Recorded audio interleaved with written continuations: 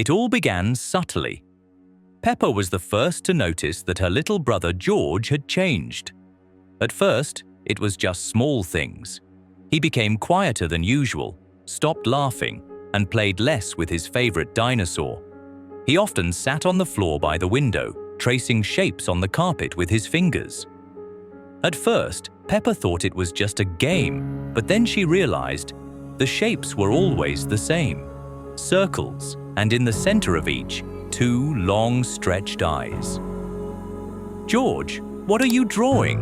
she asked, trying to peek closer. But he didn't answer.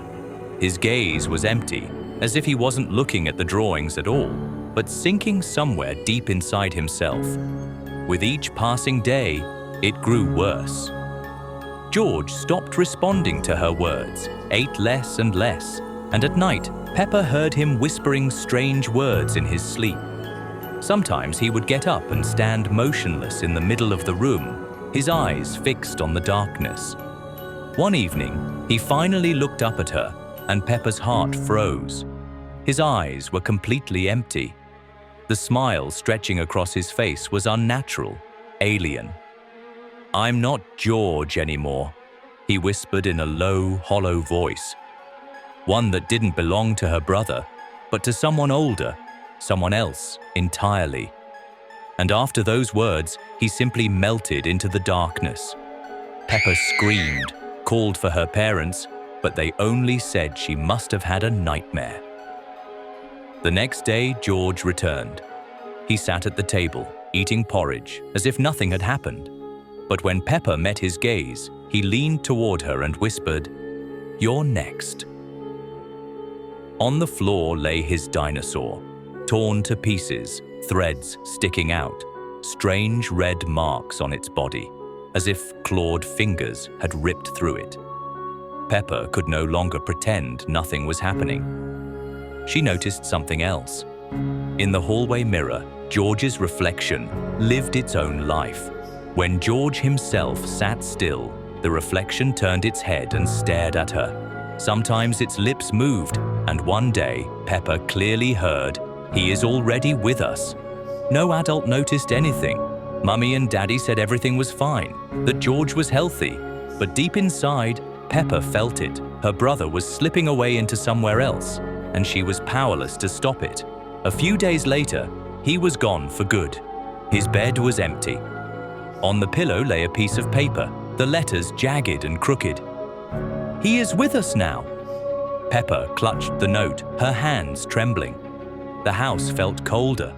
The silence hung heavy and thick. That night, she awoke to a strange sound.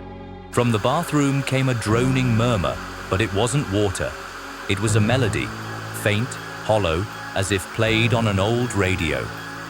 Peppa tiptoed down the hallway, each step echoing loudly. She pushed the bathroom door open and froze.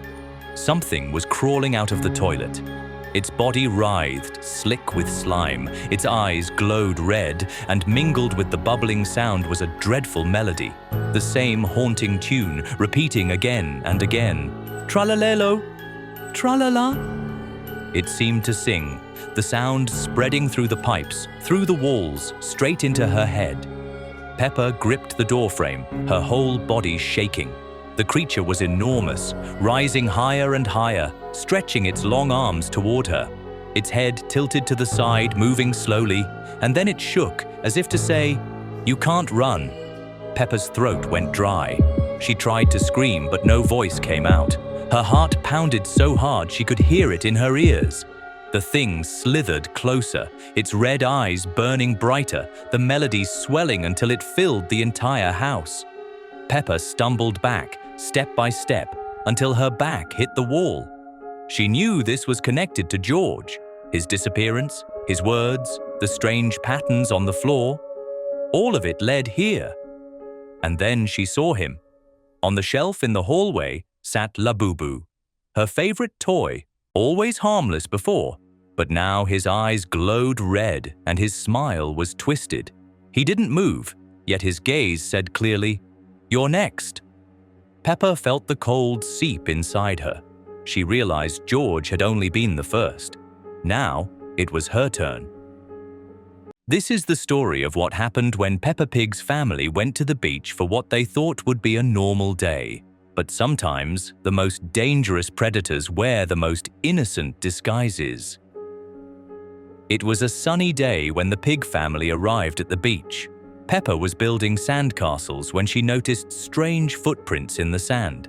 Clear impressions of sneakers leading directly from the ocean onto the beach. "Daddy, look at these footprints," Peppa called out. Daddy Pig chuckled. Someone probably just walked into the water wearing their shoes. But Peppa followed the sneaker prints towards some large rocks. As she got closer, she heard soft, melodic humming. Tralalero, tralala. Peppa crept around the rocks and gasped. Sitting on the sand was an enormous shark wearing bright blue Nike sneakers, singing happily to itself. Tralalero, tralala, the shark sang, noticing Peppa. It grinned with rows of sharp teeth. "Hello there! Want to play?" Despite her fear, Peppa found herself playing beach ball with the creature, watching as it skillfully kicked the ball with its sneaker-clad fins. "You're really good at this," Peppa laughed. "Tralalero, tralala! I love to play," the shark sang back. That evening, a loud knock echoed through their house. When Daddy Pig opened the door, there stood the shark, still wearing its blue sneakers. "Hello, I've come to visit. Tralalero, tralala," the shark announced, pushing inside and making itself at home. The shark squeezed through the doorway and began devouring everything at the dinner table. Plates, food, even the tablecloth. "What on earth is happening?" Mummy Pig exclaimed. "I was hungry. Tralalero, tralala." It sang with its mouth full. From that day forward, everything changed. The shark decided to stay and established new rules. Everyone had to wear sneakers and sing Tralalero, tralala throughout the day. The shark took over Peppa's bedroom, forcing her to sleep on a mat. One night, Peppa and George tried to sneak out, but the shark was waiting at the door. "Where do you think you're going? Tralalero, tralala, nobody leaves my family." It sang menacingly, dragging them back inside. The house transformed quickly. Windows were sealed with thick glass, water filled the lower floors, and a sign appeared reading, "Danger, aggressive shark inside." Neighbors would walk by and hear singing from inside, "Tralalero, tralala." We're all one family now. Through the round window, you could see them, Peppa, George, Mummy Pig and Daddy Pig, all wearing blue sneakers, all singing the shark's song. Behind them, the massive silhouette swam in circles, its toothy grin never fading. And so the shark had found its perfect family. The beach was quiet again, but if you listen carefully, you might still hear it. Tralalero, tralala. And if you do, you'd better run, because the shark is always looking for new family members to join its endless song. Peppa Pig, Eyes in the Dark. In the pig family's house, an unusual silence reigned. Lately, George had hardly spoken to his sister. He no longer played with his dinosaur, didn't ask for bedtime stories, and didn't laugh the way he used to. Instead, he spent long hours sitting at the table by the window, clutching a pencil. Sheets of paper were scattered everywhere, on the floor, on the chair, even by the bed. All of them were covered with the same strange symbols, circles with short lines, resembling eyes. "George, what are these drawings?" Peppa asked cautiously. Her brother slowly turned to her. His gaze was unusual, heavy, and somehow too grown up. "You'll find out soon," he whispered, and bent over the papers again. Peppa felt her little hooves grow cold. George was becoming more and more withdrawn, as if his attention was fixed on something she couldn't see. One night, when they were both already lying in their beds, Peppa noticed that George wasn't asleep. He sat right on his sheets, staring at the ceiling. His eyes shimmered strangely, reflecting the moonlight. But there was no warmth in that gleam. It felt as if a bottomless depth was hiding inside them, one she could fall into. "George," Peppa whispered. He didn't answer. He only smiled, in a way he had never smiled before.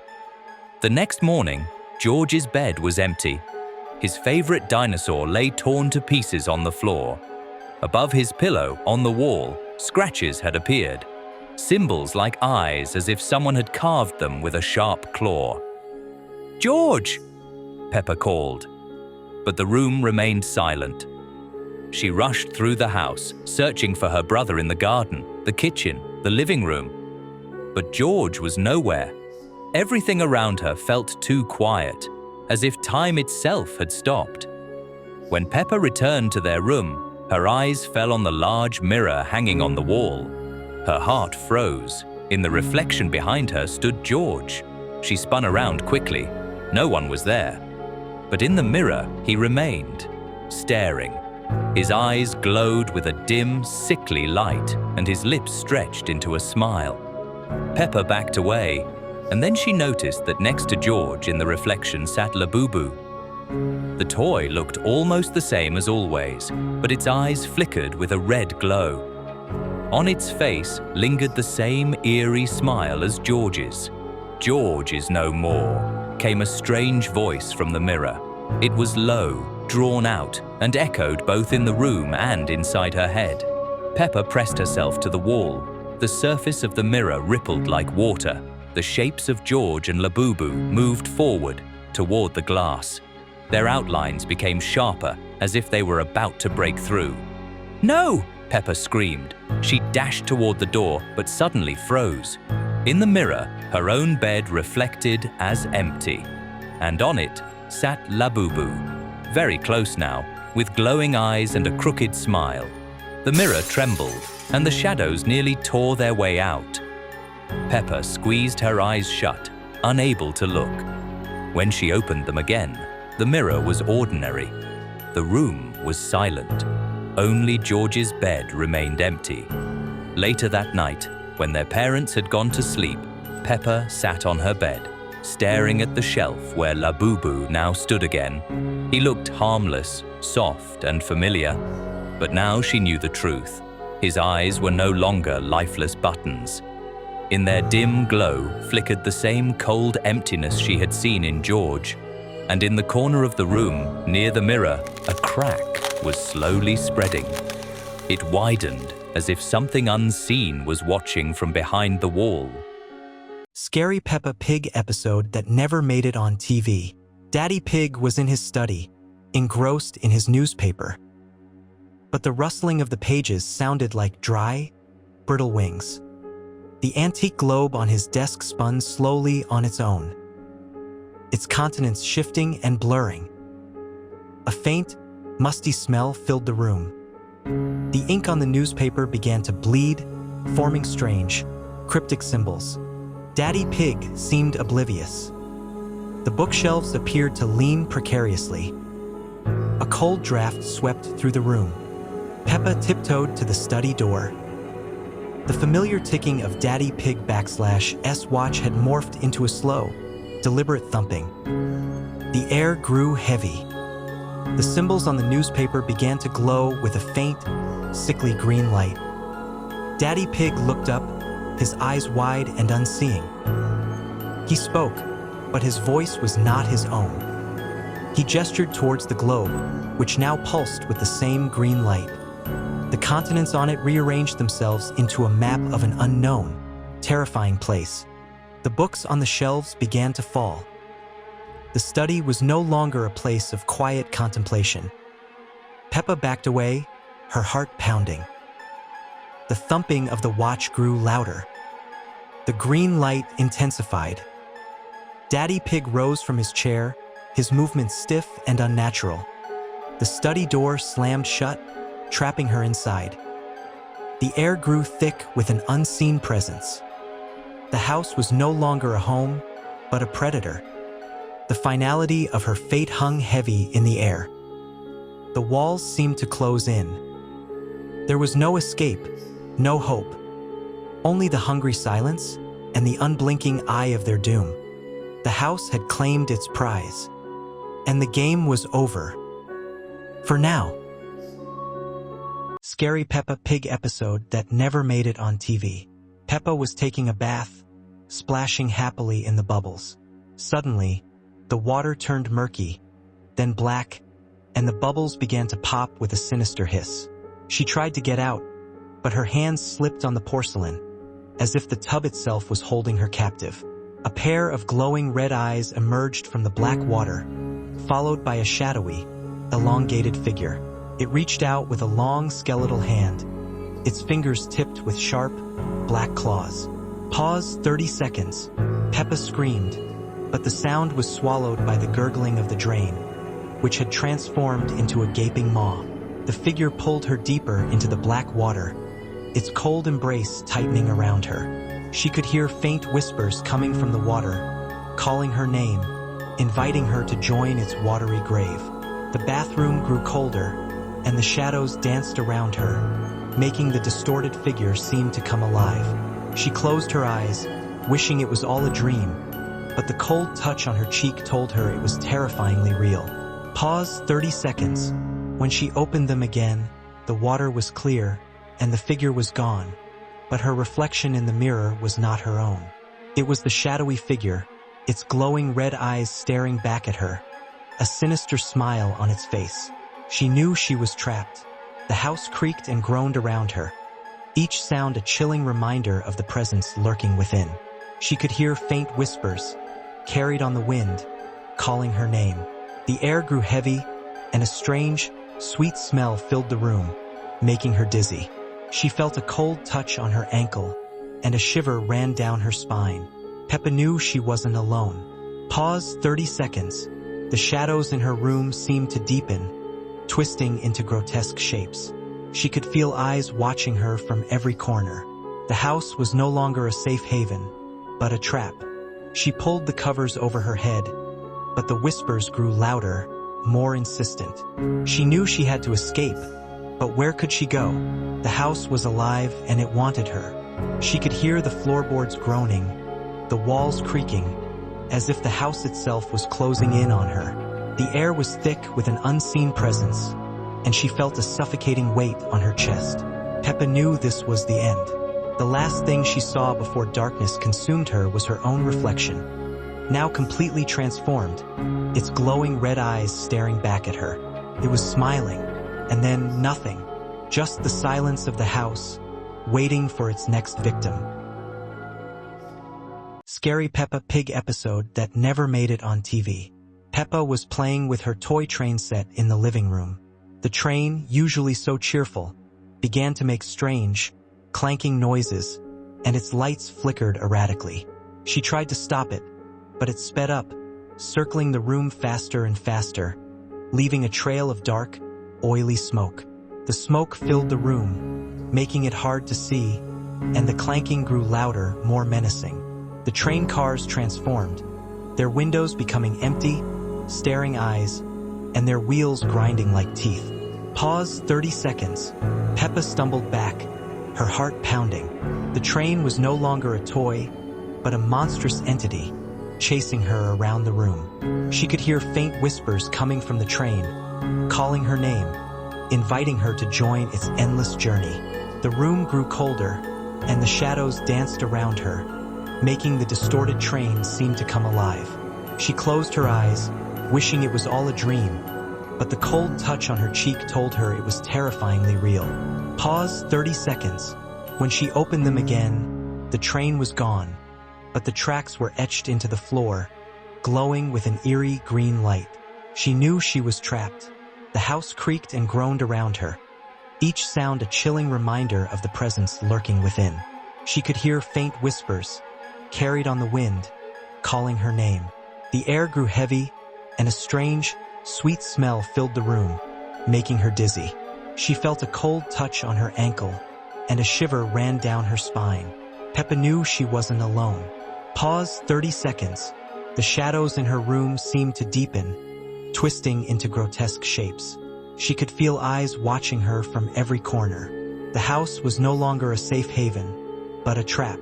She pulled the covers over her head, but the whispers grew louder, more insistent. She knew she had to escape, but where could she go? The house was alive and it wanted her. She could hear the floorboards groaning, the walls creaking, as if the house itself was closing in on her. The air was thick with an unseen presence, and she felt a suffocating weight on her chest. Peppa knew this was the end. The last thing she saw before darkness consumed her was the glowing green tracks, leading into an abyss. And then nothing, just the silence of the house, waiting for its next victim. Scary Peppa Pig episode that never made it on TV. Mummy Pig was preparing dinner, but the food on the table began to move on its own. The carrots wriggled like worms, the potatoes pulsed with a faint, internal light, and the peas rolled off the plate and scurried across the floor like tiny, green insects. The familiar aroma of cooking was replaced by a strange, earthy smell, mixed with something sweet and sickly. Peppa and George watched in horror as the vegetables began to coalesce, forming a grotesque, pulsating mass in the center of the table. It grew larger, slowly taking on a vaguely humanoid shape, with two glowing green eyes emerging from its surface. Mummy Pig, her back turned, continued to hum, oblivious to the monstrous transformation occurring behind her. The kitchen grew cold, and the familiar sounds of cooking were replaced by a faint, squelching noise. The monstrous vegetable creature began to twitch, then to rise, its form dripping with a viscous, green liquid. It let out a low, guttural groan, a sound that vibrated through the floorboards. The kitchen, once a place of nourishment, was now a scene of unimaginable horror. The familiar comfort of their home was replaced by a chilling sense of dread, as the food they were about to eat transformed into a living nightmare. The creature took a step, its root-like feet squelching on the tiled floor. It reached out a tendril, its glowing eyes fixed on Peppa. The house was no longer safe, for a monstrous hunger had awakened within its walls. The familiar comfort of their dinner time had become a terrifying encounter with a sentient, malevolent entity. The food was alive and it was hungry,